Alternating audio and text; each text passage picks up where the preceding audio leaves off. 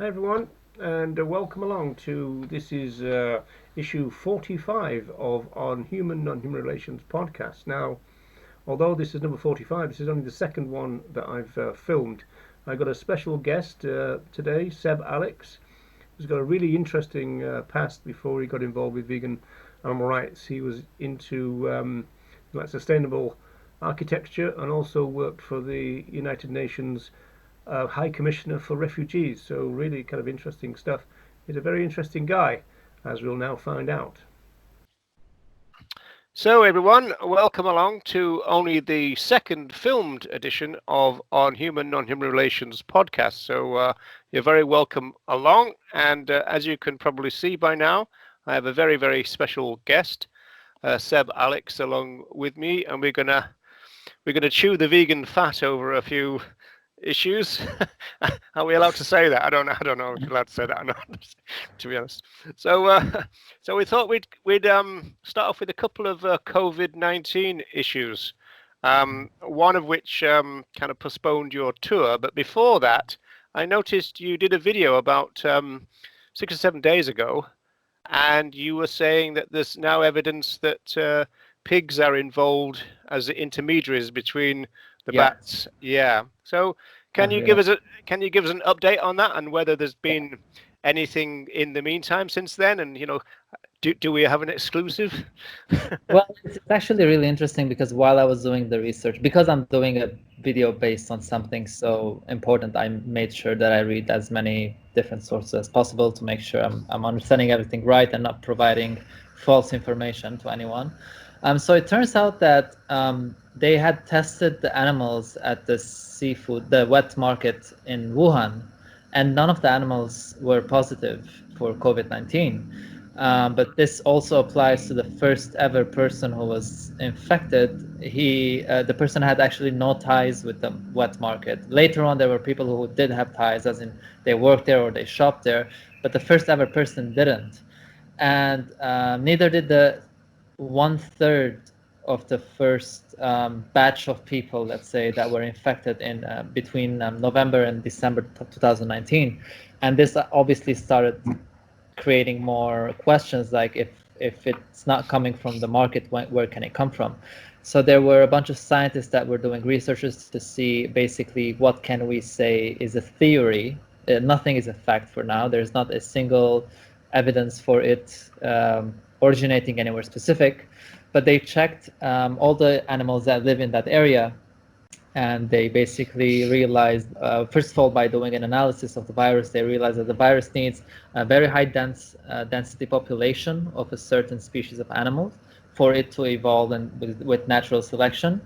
But it also needs an ACE2 receptor, which is a receptor that is on human cells, that is basically the molecular doorway for the virus to enter our bodies. And so an ACE2 receptor and a high density population are the two things that you need for the virus to cause what it has caused today. And the most logical conclusion so far has been pigs. And it's not surprising because around 3 years ago, in the same state where Wuhan is, hundreds of thousands of pigs actually died because of a coronavirus. And the virus was extremely similar, actually 98% to a corona strain that was found in horseshoe bats in a cave in that area. So this obviously shows that coronavirus has passed in the past from bats to pigs. Thankfully, at the time, it didn't continue from pigs to humans, but it did this time. So the theory for now leans more towards pigs than wild animals that were sold in the Wuhan market. And you said something about that's because pigs have got a similar respiratory system. I mean, I know their immune system is very similar to humans. Right? Yeah.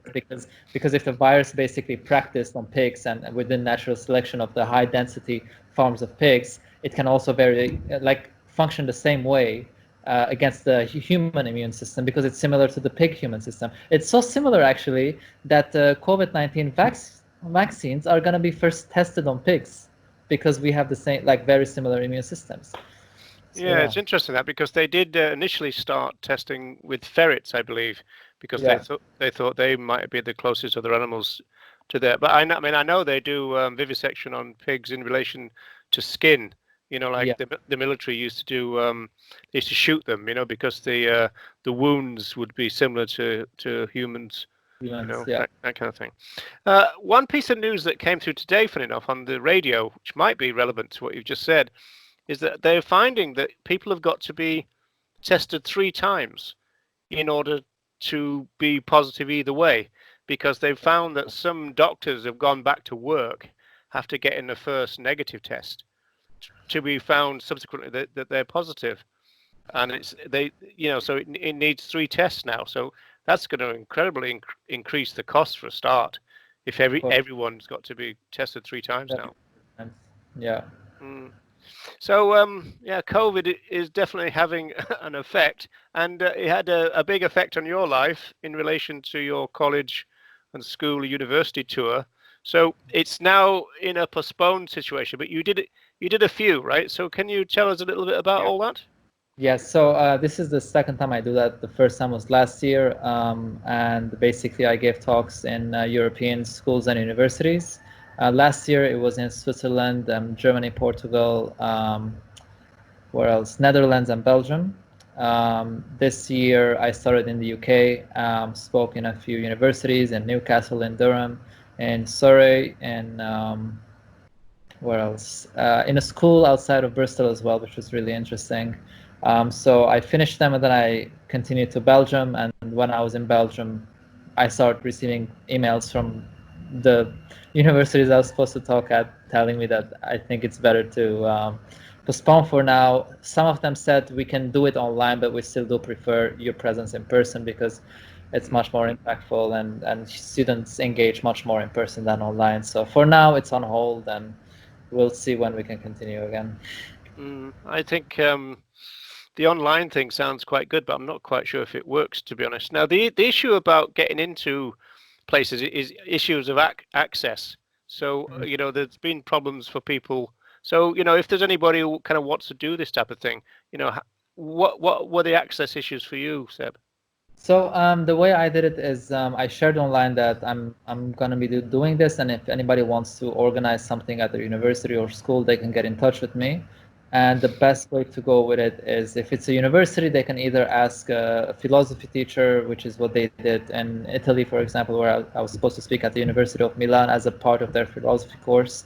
And then the teachers help organize it, or they can just organize it completely independently and just make it open to anyone, whether from the university or outside of the university, come and join. And that's actually really easy. That seems really easy. I had so many students who just organize it independently, or student clubs as well that can also do it. And when it comes to schools, obviously it's a bit more strict because you can't just independently organize the talk at a school. But still, just students going up to their teachers or administration saying, we want to organize something for this person. There's no cost involved. So when the school realizes there's no cost involved, and it's sometimes it can go with the curriculum. Like in Portugal, a lot of times it was part of their English class because the lecture is in English. So then all the students would show up because it's a normal class, but then the content is different. So you can get that free of cost. Why not? And yeah, it's funny, isn't it? As soon as they know there's no cost, it changes everything. You did a couple of philosophy classes. I know that you were interested in the Tom Regan thing that was in this, and there is a PDF of this. So I'll put that below in the details afterwards. But you found the Tom Regan. It's a case for animal rights, but this is 1985, the chapter, rather than the book, which is 83, right? Yeah. So you liked it. You found it. You see, it seems to be being rediscovered by various people at the moment. So it's really good. So. It's true because it's just so powerful, and it's just so. It doesn't even need that much explanation because of his way of explaining things. It's just so perfect. The words that he has used, the ideas, the examples that he uses, it just makes so much sense that you can't not to use it yourself. I mean, I know I've used. Obviously, whatever I talk about, I'm always getting inspired from different people of different backgrounds and activism circles. But when I found Tom Regan's text, let's say, it's completely different, and it's just like it goes high up, and then the ethical part, it just becomes so much more stronger, which is, I think, is the most important part. Yeah, excellent. Well, I really hope there's going to be a resurrection of interest in Regan, and hopefully there will be, and you can be a big help in that respect. So yeah, so I want to talk to you about your disgraceful, disgusting capitalist enterprise called called Ethics Over Habits, which is a great name, but it's kind of t-shirts and stickers and stuff, right? Yeah, so it actually started when I first became an activist. I needed some type of income, and I realized some people were donating, which was amazing, but it wasn't enough for me to continue. So I thought, I know people want to donate and support. What about I create something that people can get in return when they donate? So I used to import hoodies, get them printed, and then ship them out, selling everything over just Instagram messaging. And I just made one design at the time. It said ethics over habits, and on the front it said vegan power. And then with more and more time, people started asking like, "Are you gonna make more designs?" And I don't know what. And I didn't have a lot of time, but eventually I had the time to sit down and see what I can do. I worked with vegan artists as well who were making drawings for me. So obviously, once I started working with them, I also realized I actually enjoy doing this as well. Also because I'm supporting other vegans in what they're doing and spreading the message in their way. So at the moment, the way it works is obviously from clothing. So we have t-shirts, hoodies, silver pendants with the logo Ethics Over Habits, all the way to zero waste stuff, from bamboo, toothbrushes to straws to, I don't know, even also stickers now, vegan certified stickers, beanies. It's much more than when I first started 2.5 years ago. And the whole idea right now is that I get everything done in Bali in Indonesia, whereas before I used to buy the hoodies online from a company that used to import from Pakistan. It was organic and fair trade certified, but with time I realized I read some posts from Food Empowerment Project, I think it's called, on Instagram. That's right. Yeah. Also a website.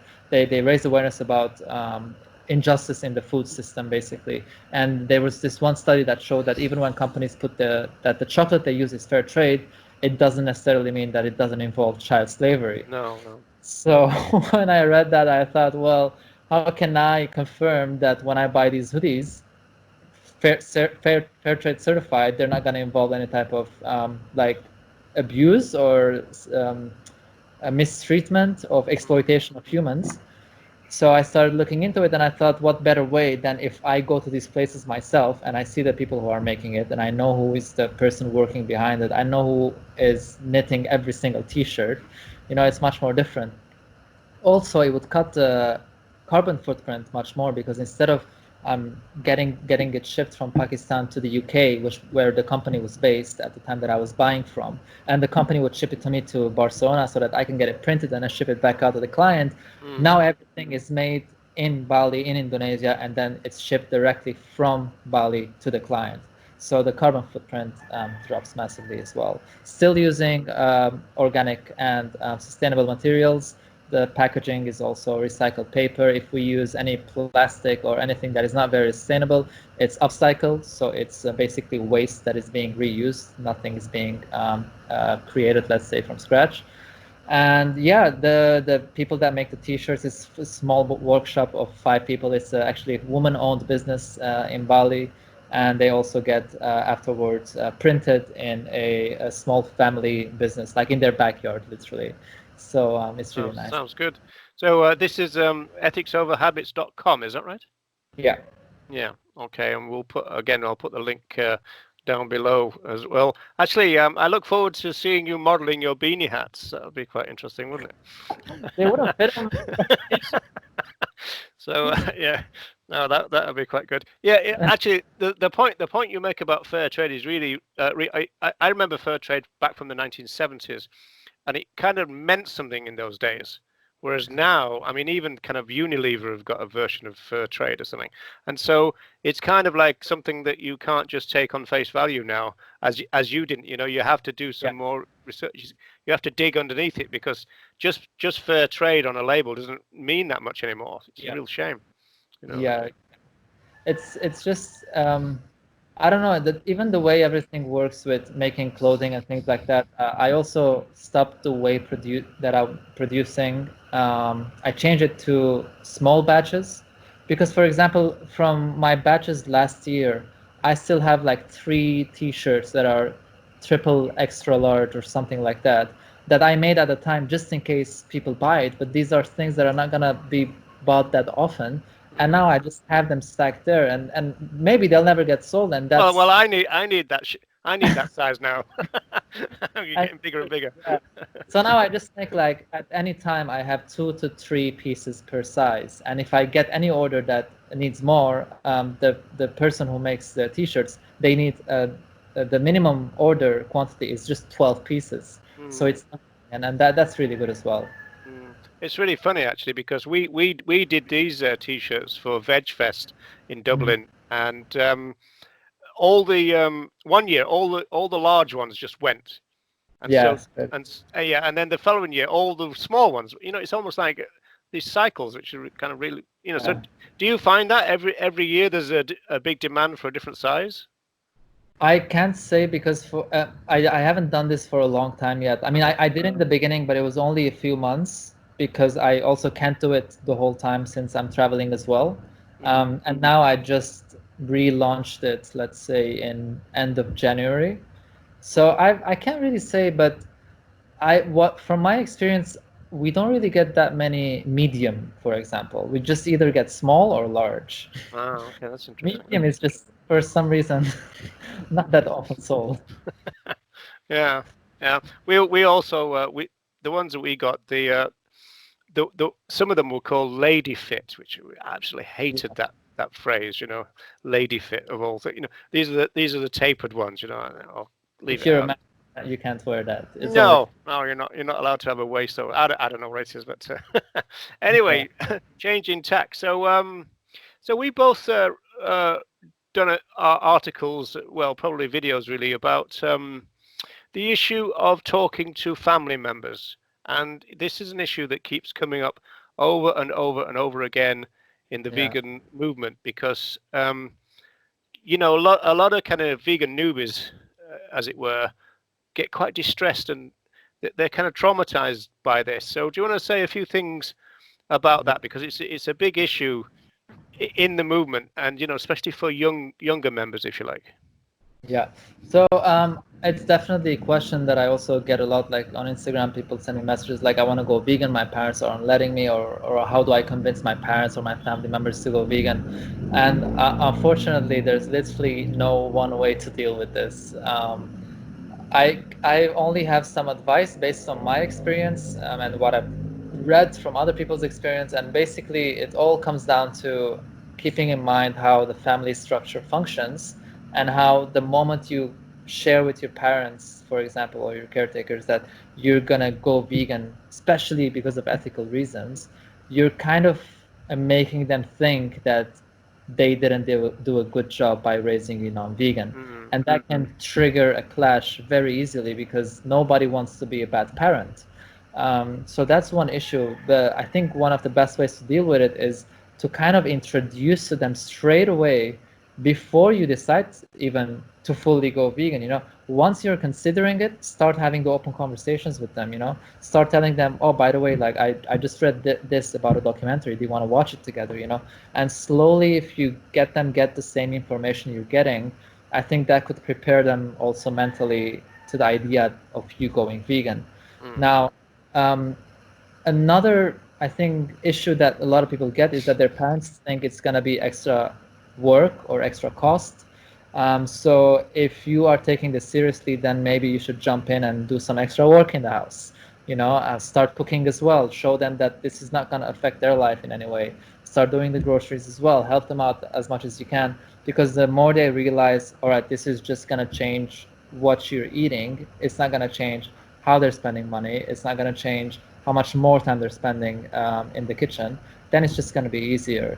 Now, these are just things that could help make the transition, but unfortunately, there's no one single way. And what I can say has worked from my experience is getting other vegans talk to your parents about it without your presence in the conversation. Oh yeah, good idea. Yeah.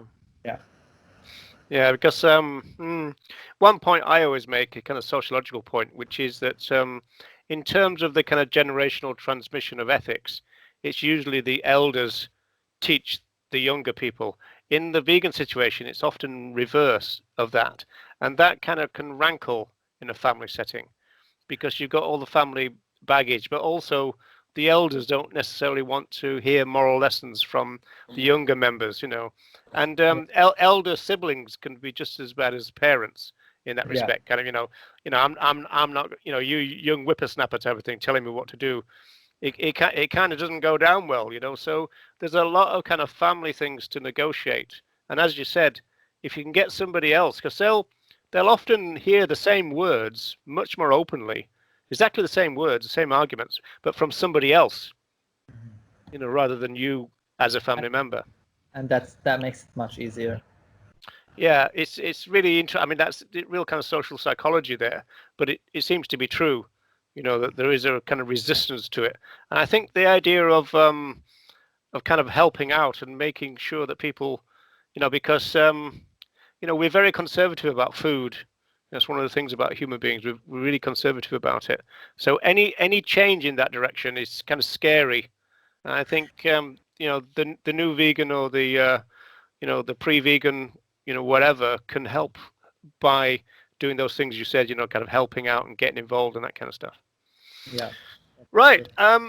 I want to finish off with I'm always interested in movement issues, and this is a movement issue that intrigues me, and it's about the generations in the movement. Usually what happens in social movements is the younger members usually take a kind of more radical view than the kind of elder members who are kind of mellowing at this stage, that kind of stuff. And I've not found that at the moment with the vegan movement. I often find people coming into the movement take a very kind of moderate line and even a reducitarian type of line, and you tend to be ones going, hang on a minute, the movement is more radical than that, kind of thing, and they're resistant to it. I wonder whether you might, you're obviously younger than I am by a long chalk, so I just wonder whether you might have some insights into why it is at the moment. I think it's because the way it goes right now is just even if you just go on Google and write vegan, you're just gonna get a bunch of photos that is related to food. So the whole justice movement has been reduced to a diet. And if you are new and you don't, let's say, stumble upon the justice part from your first day, you're gonna start your days within the movement as someone thinking that this is all about diet. Unfortunately, is not true, but not only is it not true, it's kind of harmful because it takes away the seriousness of the issue. Now, another reason of that, I think, is the way that we use internet. If you just go on Instagram and type vegan, it's going to be the same thing. If you actually go on the vegan hashtag, it's going to be thousands of photos. Like the percentage, the ratio between animal rights related content and food related content is ridiculous. And so it just doesn't give the same vibe, let's say. Now, I was lucky from the first day when I found out about what veganism is. I ended up watching documentaries on the animal liberation front, on the earth liberation front, and I saw Earthlings straight away. So I received the education, let's say, from the internet quite not filtered straight away as it is, but I can't really say that's the case anymore, because when I started, actually, it was, I think, 8 or 8.5 years ago. Netflix, I don't even know if there was Netflix. I don't think there was Netflix at the time. Probably not, no. No. Right, people just go on Netflix and they probably watch What the Health or Game Changers or Cowspiracy, which are all amazing documentaries, but it's not gonna be the documentaries that I saw when I first went vegan. So that's like the mainstream internet content of veganism is not what it's supposed to be. Well, I think it's I think every vegan has to sign a contract that said if you have a meal, you've got to take a photograph of it, right? So you've got to do that. What about the other aspect of it? Where do you think the animals only part of the movement has come from? Rather than the kind of blend of human rights, animal rights, and all that. There's quite a lot of resistance to that. What's going on there? I think that could be from two different. I mean, I may be wrong in this, but I think it's a mix of two different things. One is because of everything that we see that humans do to animals, we just decide to turn our backs on humans and just like focus on the animals and not care at all about humans. And the second one is just simply misanthropy. If we're sick of humans and we don't like humans, then why would we care about humans? So these two mix up and create the animals only approach, which honestly speaking, if you're just advocating for animals, I think it's amazing. I think animal rights, it's on it, it's for the animals, it's for the other animals, non-human animals. But I think the most important thing is that while you are doing that, don't be oppressive or apologetic to oppression towards humans, because animal rights, even though it is for the animals, remains a movement against oppression, against injustice. And how can you claim to be against injustice and turn a blind eye when it comes to injustice towards other species, in this case humans?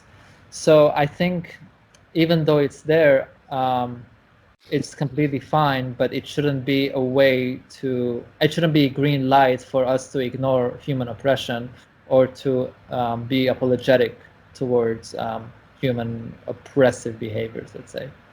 Yeah, I'd certainly go along with that. And I tend to get around this issue by talking about the focus and scope of kind of vegan philosophy. And the focus has always been on our relationships with other animals. And there's no question about that. And it's not as though that's been diluted or anything like that. It's just that's just never been the scope. And I think that once you understand that, then everything should be fine, because animal rights is not being threatened. The kind of animal part of veganism is not being threatened because that's the focus. It's just that it's never the scope. And so once you get that into your head, I think the problem is solved as far as I can see. Yeah, of course. And it's also because, I mean, if we just think, for example, when it comes to gay rights, or the right for women to vote, or any other single issue movement that achieved its victory in certain regions of the world, we wouldn't go and tell them, well, what about the other injustices? Like, that's okay. That was their focus, but the scope should still take into consideration all humans. And I think I've mentioned this before when I was having a conversation with you. When it comes to the suffragettes in the UK, when they were fighting for women to have the right to vote, they did use extremely racist arguments, for example, by saying, how can black men vote and white women not vote? So these are issues that the vegan movement can learn from. Like, it's completely fine, and it's actually amazing to concentrate on non-human animals, but in that process, don't be oppressive towards other humans. The same way they shouldn't have been oppressive towards black people just because they're fighting for their right to vote. Yeah, a similar story would be thinking about the civil rights movement and the anti-Vietnam War movement. They were found to be incredibly sexist. Kind of, oh, we welcome women, but you go and make the tea type of thing, and so there was. Yeah, there is that issue, that the fact is you just got to think critically. And that really is, I mean, like Regan would say, that's what philosophy encourages to do. But I think also that vegan philosophy we're supposed to be a thinking critically movement, and the more that we think critically, which means question stuff, including what we believe ourselves, I think that's the best thing, so. So I want to thank you very much for making time to talk to me, Seb. And I know that you're there with your 7 dogs or 7 dog companions. 5. 5 now. 2 of them got adopted, yeah. Oh, wow. Okay, right. Yeah. All right, okay. And I heard some chickens in the background. So what's going on there? That's from nearby. There's just some wild chickens walking around, but they can be loud. Yeah, brilliant. That's great. It'd be wonderful, wouldn't it, to be able to walk around to see free living beings like that. In fact, a guy who died recently called John Bryant, he wrote an incredible book called Fettered Kingdoms in 1972. No, it might have been 82. And he was talking about the idea that in the future, humans should be able to be walking, together kind of along a riverbank, as it were, and then maybe some deer would come up or a fox would come up and join you in the walk for a while and then just leave you because they're not scared of humans anymore. And that would be, I always thought that was a really nice way of thinking about it. It'd be lovely to be able to walk through a wood and suddenly come across a group of free living chickens who weren't. I think it's even realistic. I'll give you an example that I've experienced myself. It was in April 2012. I did a 10-day meditation retreat, and the meditation center where I went to do it is just used for those retreats.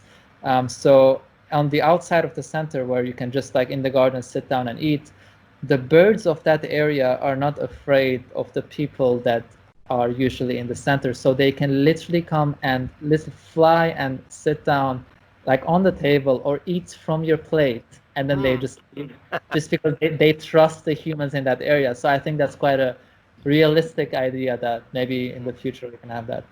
Yeah, it'd be so lovely as well, wouldn't it? Just that, to take the other animals' fear of humanity away through experience, not we wouldn't be conning them or anything.